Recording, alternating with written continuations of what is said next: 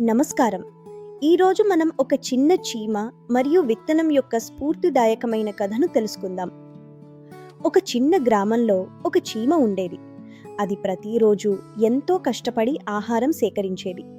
ఒకరోజు దానికి ఒక చిన్న విత్తనం దొరికింది.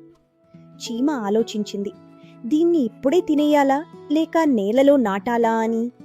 ఆ విత్తనాన్ని నాటడమే సరైనదని నిర్ణయించుకుంది. చీమ ఆ విత్తనాన్ని నాటి ప్రతిరోజు ప్రేమతో నీళ్లు పోసింది. అది మొలకెత్తుతుందని తనపై తనకు నమ్మకాన్ని ఉంచింది. కొన్ని రోజుల తర్వాత అది చిన్న మొక్కగా మారింది.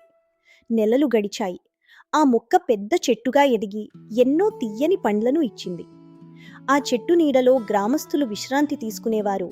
పక్షులు గూళ్ళు కట్టుకున్నాయి. చీమ కూడా అవసరమైనప్పుడు పండ్లు తిని ఆనందంగా జీవించింది.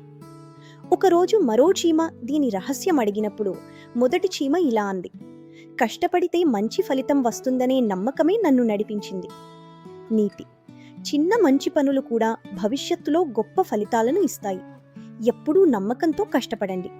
సెలవు.